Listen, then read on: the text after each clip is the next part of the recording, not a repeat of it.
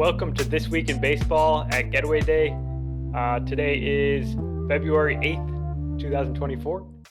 And we had a massive trade this week. Probably the biggest trade of the offseason. Maybe the Juan Soto trade's up there, but Christian Mana for Dominic Fletcher. huge. Absolutely massive. Oh, Corbin Burnes got traded Oh, to the Orioles. whatever. No one cares. Whatever. No one cares. Yeah. But so we've been kind of trashing the Orioles. I've been especially harsh on them, I feel, saying, what are they doing? Why are they not going out and signing a player or trading for a frontline starting pitcher? And they did exactly that. And this is quite obviously the move that they needed to make because with that young offensive core, uh, starting pitching was definitely their biggest need. And now, when you look at your top three starters in Corbin Burnes, Grayson Rodriguez, Kyle Bradish, you say, "Wow, that matches up with just about any other top three in the league." Um, but what are the Orioles getting in Corbin Burnes? Uh, Dominance. Dominance, exactly. They're getting dominance. No, Corbin Burnes is like, I was really rough on him last week, I think, in the ranking of the top pitchers, but they're getting a top three pitcher in baseball, period. A dude that has an absolutely elite cutter. Like, I think the most dominant cutter by a starting pitcher ever. And I did make sure to add that caveat in there because I don't need the Mariano Rivera's was better comments because it was. But Corbin Burnes' cutter is amazing. But this is a dude who routinely strikes out like, what is it? Why is it? He's been above 30% every year, other than this past year. Yeah, 30 to 35% of batters struck out. He doesn't have a walks issue. He doesn't have a home runs issue. Doesn't have a platoon issue. Like, he is an elite pitcher in every sense of the word. And the Orioles get a guy that's like truly reliable. So there's like no chance he's going to be terrible. So out of 6 seasons that Corbin Burnes has been a regular, actually 5 seasons that he's been a regular, and his 2018 when he only threw 38 innings, all out of the bullpen. But how many of those seasons did he have an opponent's batting average under 200? At least like 4, probably. 5. 5, yeah. Impressive. 5. The only time that he got hit around was 2019 when he was still, I think, out of the bullpen for the most part, a 3.26 average against. That was the year he had like an 8 ERA, right? Yes, an 8.8 ERA. Because once 2020 hit, he became the Corbin Burnes that we know. And that's the guy that the Orioles paid for. And I guess, should we just stop like being so harsh on these teams in the middle of the offseason? Probably. Just chill out until the season starts, like. Probably. However, I do think that this one was a little bit of a different situation because had the sale not been announced, granted, it's not final. The sale from the Angelos to David Rubenstein and his group is not fully approved by Major League Baseball yet. I believe that's happening at this next owners meeting, right? So, but I guess I think that I think there's probably some, hey, I'm taking on the club, so let's increase the payroll. We'll actually pay somebody. Let's get someone good in here. And Corbin Burnes like isn't going to increase the payroll drastically because he's still I guess, in like, his final year of ARB. But I can't see how this has anything to do with that, right? They were going to try to make a trade like this no matter what, and it's not really a big free agent signing or anything. It's just they're trading for 1 year of Corbin Burnes. But he's still the highest paid player on the team by almost $4 million. Yeah, but they have like a small payroll that's Well, bottom well, tier. yeah, and I think if it was just the Angeloses, I think they would have tried to. I don't think they would have swung a deal for a guy that is getting 15.638 mil this year. I don't I have disagree. I don't have a lot of faith in the Angelos family. This came about a week after the announcement that the team was selling. I So think it was it days. Like I don't. That's why I feel like it's not related. This had to be being discussed, and there's no way the Orioles were just, oh, we can't make a trade until this ownership thing happens, right? yeah, It does make sense to me. but I have a feeling that Rubenstein was probably in the discussions of getting Corbin Burnes. I I struggle to hope not. I struggle to believe that he wouldn't be. I Like, don't. I don't. I guess I don't want my owner making personnel decisions for my baseball team, but that's just me. well, I don't either, but the Angeloses very obviously said low payroll. Like I mean, low payroll, yeah, but it's not like they took the, on that much. Once again, the, they're 50% higher than their payroll from last year already. They had a $66 million payroll last year. They're now up to 96. Like, that's a big jump for a team that doesn't want to spend. I mean, they spent $13 million on Craig Kimbrell, and that was a waste of money, in my opinion. Well, yeah, that was a waste of money, but like, eh. Um, Also, James McCann is getting 12 million. That's wild to me. Ah, but Anyways, yeah, I guess anything else on the Orioles, then we can talk about the return to the Brewers.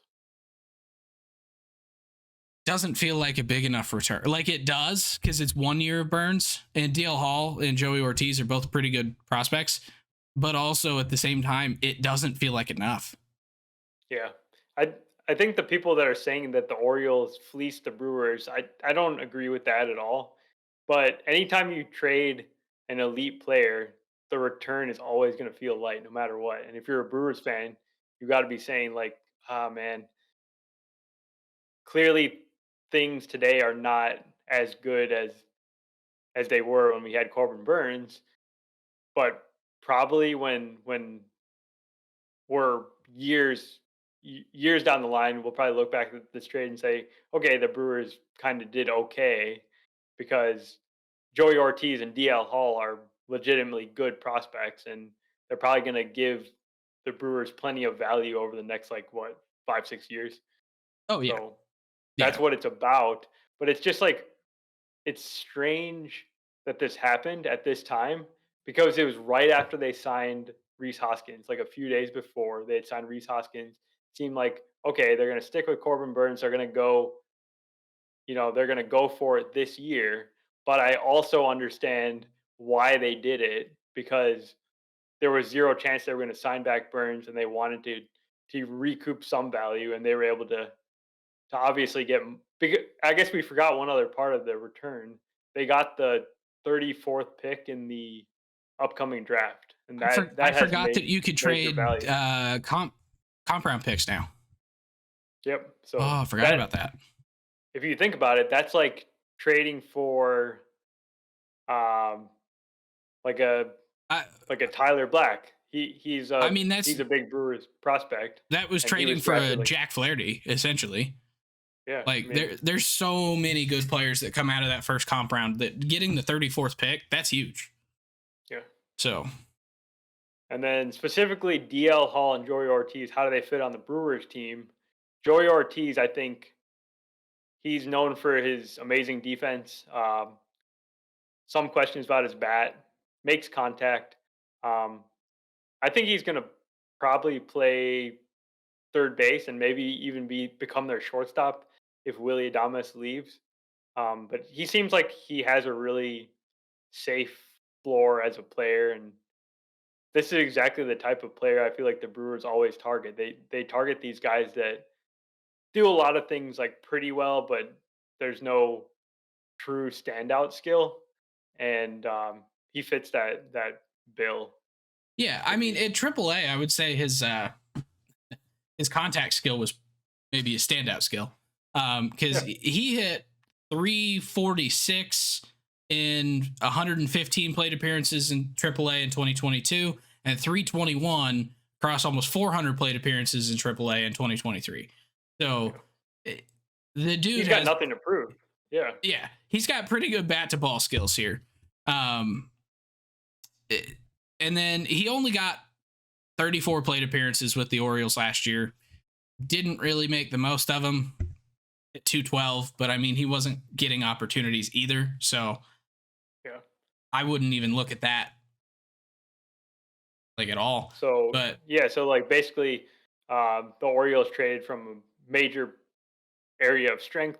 They basically have like 4 or 5 guys ahead of Joey Ortiz around their infield. So he had no shot of making it with them. So he goes to the Brewers, where very clear path to him playing a lot and being a meaningful contributor to that team. I think the real most important part of this deal for the Brewers though is DL Hall, because if DL Hall ends up being a starting pitcher for them, he's going to be amazing probably. Like he has really high potential, but also extreme bust risk. And when I say bust, like he might still be good and he might be a reliever, but the reason why they were okay with this return in the deal for Corbin Burnes is because they hope they can have the next Corbin Burnes in DL Hall. yeah, and DL Hall kind of, at least as far as what he looks like to me, um, is kind of like a young Chris Sale. Really high strikeout rates, really good slider, like really good fastball. Like, but I Yeah. think his fastball slider coming from the left side, he just reminds me a lot of Chris Sale. And I think that's what a lot of people see on the upside. The downside is his command's not great. It's terrible. You can just say it's terrible. His command is god awful. Um, So, is he going to be able to hit the zone often enough or be deceptive enough that it doesn't matter in a Carlos Martinez early career style? Or is he going to end up like the left handed Jordan Hicks, who doesn't throw 105, where he's got really good stuff, never hits the zone, and really should probably be a reliever because when you see 10 pitches, or you only get to see 3, and then that's the only time you're going to see him, it can be really effective. So that's kind of where it's like, is he going to be able to figure out control? If not, he's probably a high leverage reliever, kind of hater esque, maybe. Yeah, no, yeah, I think he's more hater esque than like Jordan Hicks because he's always demonstrated that strikeout rate. He's always going to be able to strike guys out. It's just you can live with relievers that have like 10, 11, 12, 13% strikeout rates like a Josh Hader, but you cannot live with that as a starting pitcher because he's just not going to be able to go deep into games, and it's just going to fall apart if he cannot get Walk that walk rates, rate right? down. Yeah. Okay. Yeah, You walk rate. you said 13% strikeout rate. It's like, no. Oh, sorry. Yeah, Yeah. walk rate. There we go. Um, And yeah, clearly the Brewers believe that he's a starter. That's why they make the deal. And the Brewers have a good record with making these guys starters. Like they made Corbin Burnes, a guy with an 8 ERA, into one of the best pitchers in the league, like pretty much overnight, it felt like. But yeah. Well, and Freddie Peralta kind of had some similar issues with control and stuff, and he's become a really good starter. And absolutely. so, like, if anyone can do this, I would say it would be either the Brewers or the Rays. So, if you're DL Hall, you're very happy with this move. Yeah, and with the Orioles, he would have been a reliever. There was no chance he was getting a chance to start, and now he does. So Yeah. yeah. Okay. I guess some subsequent moves by the Brewers, because that starting rotation is a serious issue. They've got Freddie Peralta locked and loaded, but then beyond him, they've got Wade Miley as their number two. That's already sketchy. And then it's a ton of unproven guys. So you're talking about Aaron Ashby, DL Hall, talking about Joe Ross, who's coming back from an injury, apparently is around. Um, and it's just a ton of uncertainty. And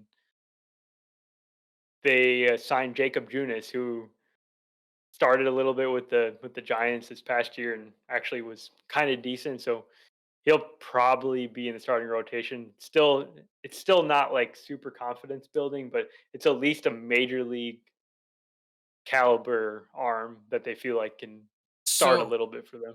the one thing I'm worried about with Jacob Junis is he made 4 starts, 36 games out of the bullpen last year for San Francisco, 86 innings, and that was his best season in the majors. Period. Full stop. Yeah, like he does not have a good track record. His years with the Royals were quite bad. But maybe he's a different guy now. When he was with the Royals, he was a replacement level player, basically. 177 innings 2 years in a row. Like he was really good for eating innings for them. He's always been healthy. Like I don't think he's been an injury risk or injury issue at all, except for 2021. I thought he was injured this past year, but I guess I thought he was always injured. Well, early in his career he wasn't, at least. I guess the last couple years, yeah, probably. But he's just Jacob Junis is not good. Yeah, but Is when my I concern. mentioned the other options, it's like you need guys. You're clearly going to need like 7, 8, 10 starters maybe because Yeah, I mean, you need bodies, and that's what yeah, he's providing is a body. right. So I get it. I guess I'm just a little bit concerned that this is a body that hasn't really thrown a ton of innings in the last couple of years. He's not thrown good innings really ever. Like, how much depth is he really providing if he's also probably going to be hurt? That's fair, yeah. But they'll So take whatever they can get, and it's it's kind of crazy that this Brewers team built on pitching and defense now doesn't have pitching. They have a good bullpen, but they don't have starting pitching depth at all. yeah, it's they were banking pretty much purely on Burnes and Woodruff for years, and then now that both are gone, they're kind of in an oh crap moment. Yeah, yeah. So, but the one thing with Jacob Junis though is last year, and I think it's because he was out of the bullpen a lot. He did get his average fastball velo up 2 mile an hour.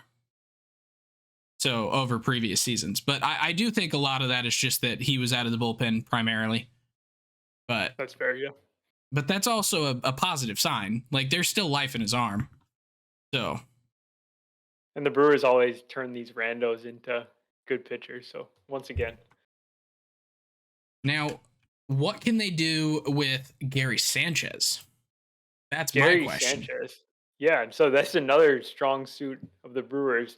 They actually do a really good job of making defensive catchers. And Gary Sanchez quietly, Gary Sanchez has been a good defender by the metrics the last few years. And he's a guy that had like the worst reputation of any catcher probably in the league for his terrible defense and everything. But the year that he went to the Twins, they kind of fixed him, and he carried that over last year to the Padres. And the guy has insane power. Like it is like I literally want to say it's like in the Joey Gallo category. The guy hit like 19 homers and 200 some at bats last year. He can mash, and it's not like he even needs to like catch every day for the Brewers. He's a backup catcher, probably DH a little bit, and the Brewers need power hitters, and that's why they signed like a Hoskins, and they're signing Gary Sanchez. So I like the signing. Yeah, and I'm guessing that he's probably going to be DHing most of the time anyway, because William Contreras is going to be their primary catcher, period. So, but yeah, this was a signing that I wasn't really expecting, and because of William Contreras, really. But I can't say I'm surprised at it. And it's pretty good signing in my opinion. Like Yep. someone needed to take a flyer on Gary, and if Gary plays well and the Brewers are out of it come deadline time, trade him for to somebody who wants some power. Like a team that has a Martin Maldonado is always looking for a catcher that can hit too. So pretty good trade So, piece there. Maldonado's on the White Sox. Is he really? He is. Okay, well they won't really be looking for a catcher. They have Corey Lee. They're fine. Yes. Um, Okay. Let's get on to some other big news from this last week. Bobby Witt Jr. has signed an 11-year, $288.7 million guaranteed deal with some interesting incentives and kind of not really incentives, but just like option structures where the first 7 years and 141 million are guaranteed. After year 7, Bobby Witt has player options each year uh, for years 8, 9, 10, and 11 at $35 million each year.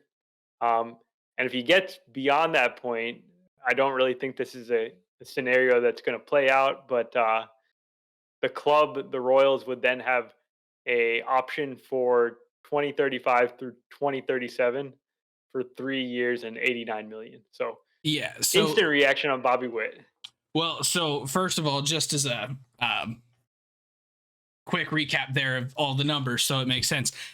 Basically, this contract is going to be 7 years, 141 mil, or it could be up to 11, 288.7, or it could be 14, 377.7 million. So like there's a lot of bandwidth as to what this contract could end up being when it's all said and done. But either way, if you look at just that total value, this 14 years, 377.7 million is putting him basically right in with like Bryce Harper's contract value. And there's some other guys that we were talking about last night. Yeah, Fernando Tatis. Like it's very, very similar contracts in size to that. But it gives him a ton of outs that those other guys don't have. So this is a massive deal for Bobby Witt, for the Royals. Is the Royals don't spend money because I think they're like the one club that I would agree maybe doesn't have as much money to spend as other clubs. Like they're still owned by a billionaire and have a lot of money, but like the Royals are the one team that when they don't spend money, it doesn't surprise me, and I'm really not all that upset by it. But they go out and lock up their young stud who had a 2020 rookie season, a 30-50 sophomore season, 30-49, unfortunately. 30-49 sophomore season, is easily a superstar already and is going to continue to be that for a long time because he's only 23. So Yeah, locking him I down guess, is like, huge. The contract's important here because Bobby Witt's only played for last place Royals teams, and he signs this big contract. Obviously, it's hard to say no when they're saying, "Okay, you have all this money and everything," but he has now the option to not be just tied to this pretty bad franchise. Like, I'm very happy that the Royals went out and made this move. I really hope they support him and support the team and put actual good players around him. Otherwise, it's going to be a Mike Trout situation all over again. But now Bobby Witt has a chance to get out if in 7 years things are not going well. Yeah, which he'll be 30. So he's not even going to be that, like, he'll be maybe on the other side of his prime, but like he's not going to be on a bad player by any means at 30 years old. No, yeah, he's basically going to So, be reaching free agency at a normal time when a lot of players do. So really good for both sides there. I am 100% with you that they need to figure out something to build this roster around him, because while they've been making a lot of moves this offseason, picking up Seth Lugo, getting Michael Waka, um, adding 4 guys to the bullpen in Will Smith, Nick Anderson, Chris Stratton, Matt Sauer, bringing in Hunter Renfroe. Like Adam Frazier. they've made a good number of moves, but they've not done anything to move the needle as far as getting them out of last place, in my opinion. But clearly they've been able to convince Bobby Witt that they're going to do something. Interjection. They did get themselves out of last place. The White Sox got them out of last place. That's a good point. Yes, I forgot about that. Yeah. But they've got some good young talent on the roster. Michael Massey, Vinny Pasquantino, and obviously Bobby Witt. But The list is short though. It's not like they have accumulated a whole bunch of young position players, which is generally like a pretty decent way to build a team. Like mhm, the Orioles, for example, they've been in a rebuild for literally over half a decade, and they still have a bottom 5 farm system. How can that be? How are they this bad at this? that is a great question. So I have no patience for what the Royals are doing. Like I don't care about any of the moves that they made other than this one.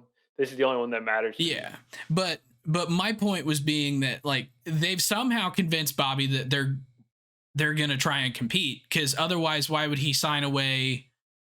What would it be, 3 years of free agency?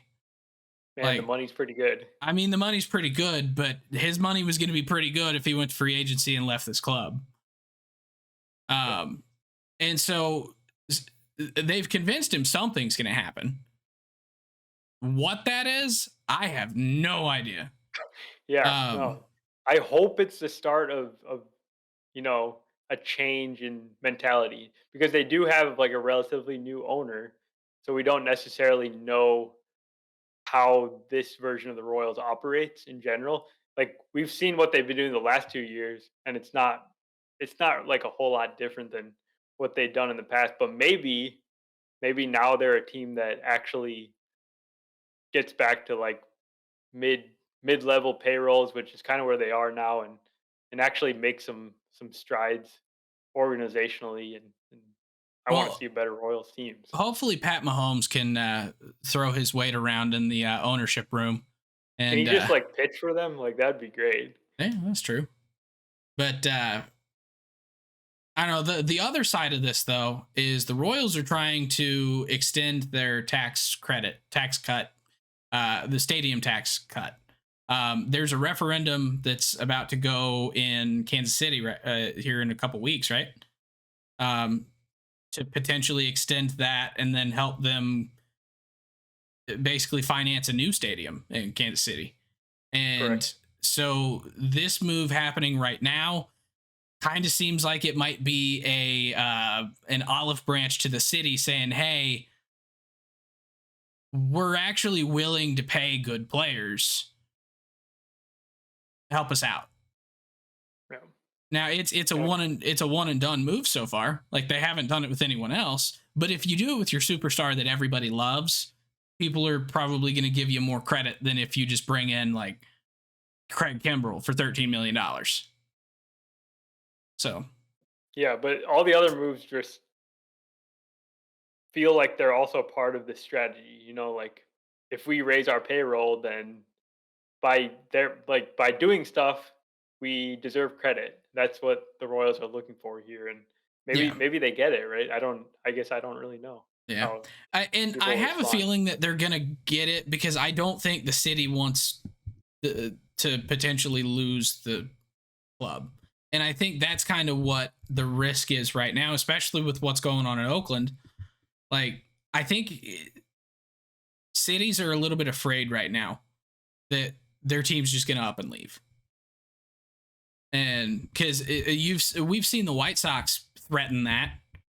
Um, to try and get a new stadium deal on a stadium that's not even 30 years old yet, and is actually, I kind of like the stadium that they have. They just don't have people in it. That's the That's problem. not going to change whether it's in a different location in Chicago or whether it's in Nashville, right? Yeah, exactly. So it feels like they'll probably get the credit that they're asking for making some moves, partially because everyone's afraid that they're going to move. So Yep. Yeah. Be keeping an eye on that one. Another extension. This one, not a young player, but a very important player to the Houston Astros. Jose Altuve signed a 5-year, $125 million contract.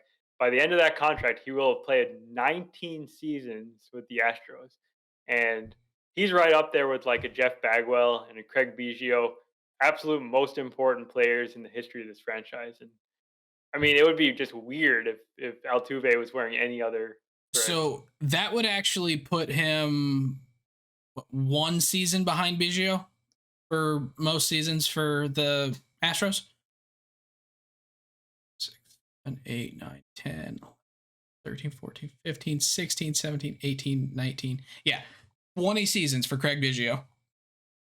So that would put him, and I believe Craig Biggio is the longest tenured Astro. I believe it. Um, Also at second base, there's kind of uh, a pattern developing here.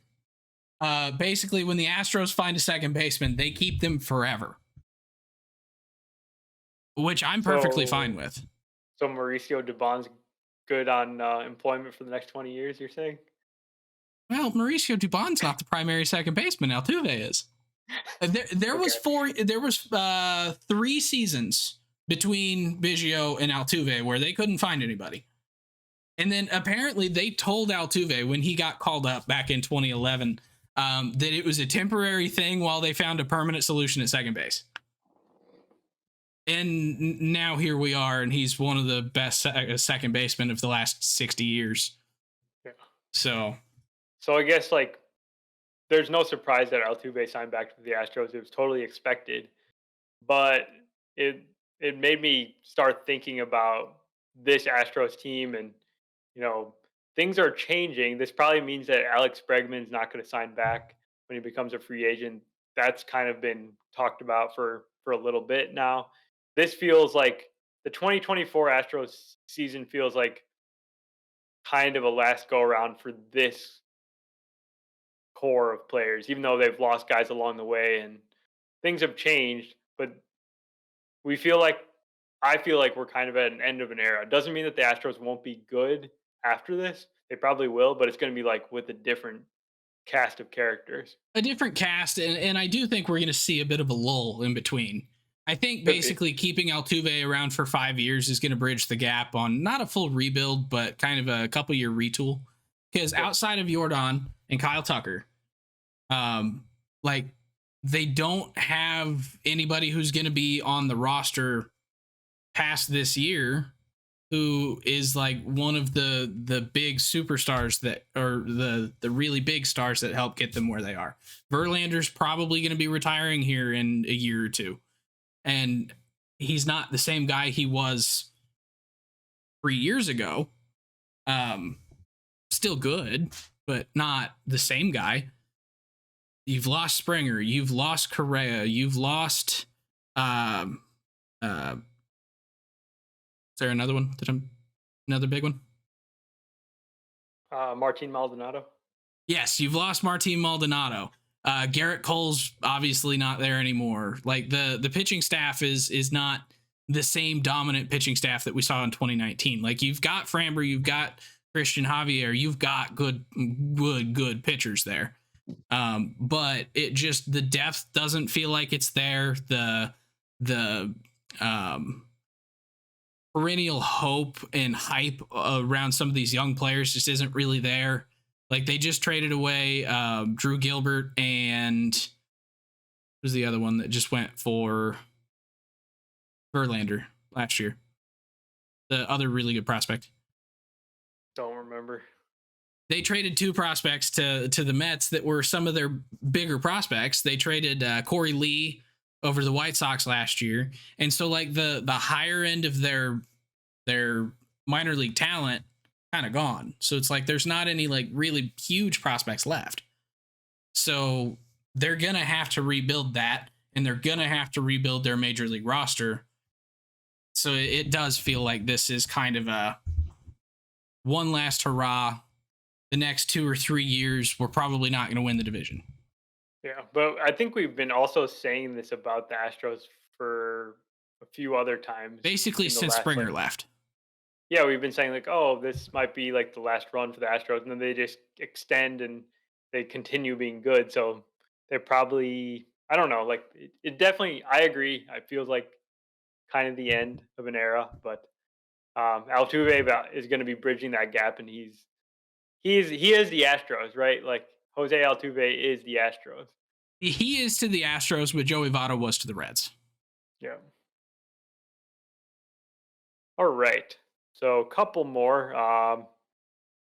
Clayton Kershaw, another longtime veteran of a single team, is signing back with the Dodgers for his 17th year, and there's an option.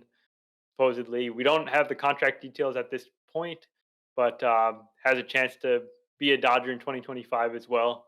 And I feel like I'm not surprised, right? Like, there's not a whole lot to say here. It's awesome that Kershaw wants to continue to pitch. That he didn't just decide to retire or something. And hope he gets healthy and can contribute to the Dodgers in the second half of the season, and then in 25 as well. Yeah. It definitely feels like this is one of those deals where they're not expecting him to go out and throw 200 innings. I think they're probably planning with this deal is like if we could get 100 innings, 100 quality innings. That's good for us. And I imagine that when the money comes out, it's going to reflect that. And the option is it's a player option, I believe, is what it's been rumored to be. Um, it's probably not going to be a high dollar option. This definitely feels like what the Cardinals were doing with Wayno the last like 4 or 5 years, where he was on a bunch of 1 year deals. And it was like, hey, if you want to pitch, we have a spot for you, even though we know that you're not the guy that you used to be. But with Kershaw, he is the guy he used to be. He's just hurt a lot. So, like, it's one of those that it's similar, but it's different. And I love that he's staying. I do not want him to ever play for another team. Yeah, I don't think he will, to be honest. I think he's gonna be a Dodger. Yeah, the rumors last year before the season that he might go to Texas and all that, I hated that. I But hated those rumors. we don't know. We have no idea how much truth there was in those Probably rumors. not much, Probably not much. Yeah. but still, as far as the rumors were concerned, I hated the rumors. I just didn't want to hear it. So Sure. I love that he's coming back for year 17 and potentially 18. Um, it, he's like if Sandy Koufax would have continued pitching. Is like he had that dominant first 10 years of his career where he was just the best pitcher on the planet. And then Sandy Koufax retired. Kershaw stayed around. He's still been really good. And I hate that we don't get to see him for 200 innings a year, but I do love whenever we get to see him play. So, Yep. Yep. For sure. Couple more trades going down this past week with the White Sox involved in both of them, and we kind of mentioned the White Sox just in passing when we were talking about the Royals. The White Sox are going to have a very, very difficult and bad 2024 season. They just kind of need people to play baseball for them at this point, and that's kind of what Chris Getz is doing here by. So I think the more notable trade is the trade of Gregory Santos, um, a rookie relief pitcher who was actually really good for the White Sox this past year. Basically, flipping him, a reliever who's inherently got some volatility and year to year success for two players that probably are going to play big roles on this upcoming team. But it's like Gregory Santos had zero chance of like being an important part of like a good White Sox team. So why not just trade him and see if you can get some more talent. In fact, the guys they got Prelander, Baroa, and Zach DeLoach, like they might not even be on the next good White Sox team. Like they're that bad, and they might get traded sometime But down the line but for other players. the key to this trade, in my opinion, is that they also got competitive balanced round B overall pick 69 in the draft. Okay. But yeah, so they got the 69th overall pick. That's a second rounder. Like that's an opportunity to get a really highly talented young player into the organization. If they don't have Baroa and DeLoach long term, whatever.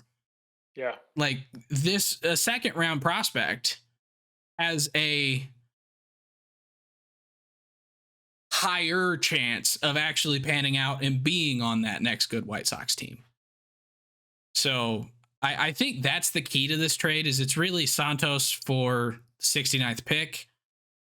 And then Baroa and DeLoach are going to help just kind of get some players on the roster. They also have some upside. Those two players do.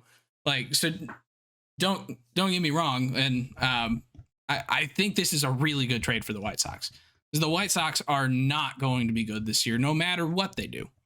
Like, there's no move that you could make to make no single move you could make to make this team good in 2024. It's going to require 5, 6, 7 moves of varying levels. You're going to need a superstar. You're going to need some actual decent role pieces and stuff, pitching, hitting. There's so many things going wrong with that club right now. This is a fantastic move. Yeah, I agree.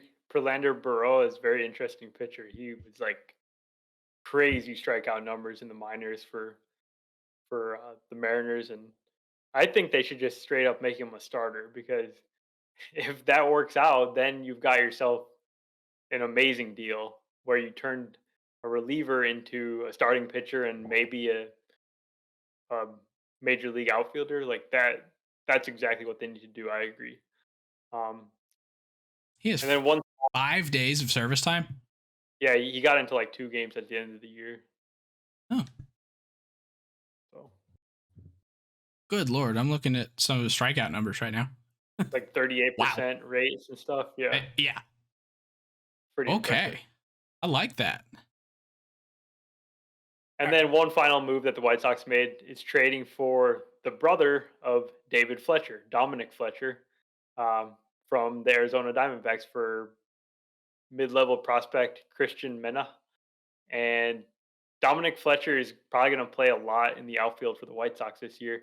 He actually made it up to the majors with the Diamondbacks last year. He was pretty good in a really small sample, and he's not like his brother.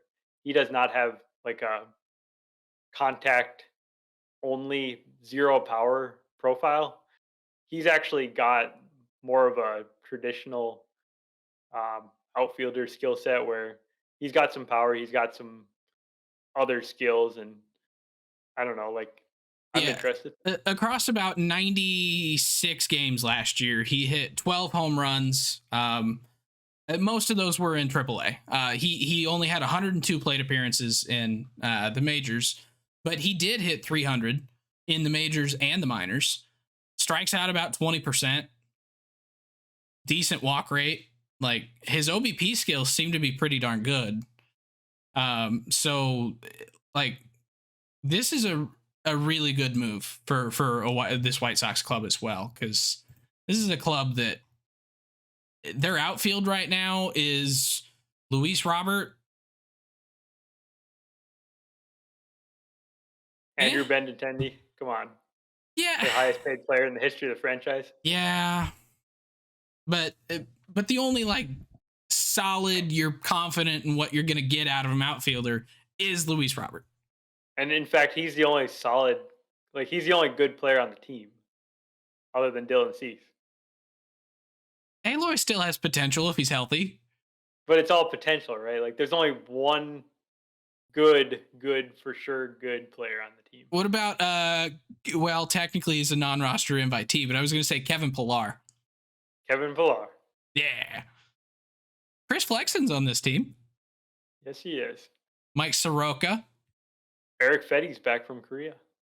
Oh, interesting. That's actually like he's one of the more intriguing players on this team because he actually won the Korean MVP and Cy Young this past season, and he was Oh, absolutely dominant. Fetty was with the Nationals when he was over here last, right? Yep. Okay. Dang. Yeah. So But yeah, but basically, the White Sox are finally making some moves. Nothing that's going to like take them from last place to third place, but I do think that these moves were actually really good baseball moves.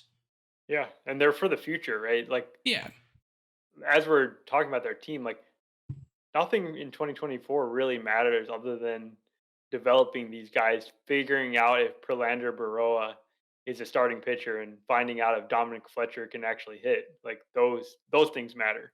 yeah, yeah. I mean, obviously, you want to get as much as you can out of Andrew Vaughn, out of Luis Robert, but the rest of the club is just kind of guys in spots.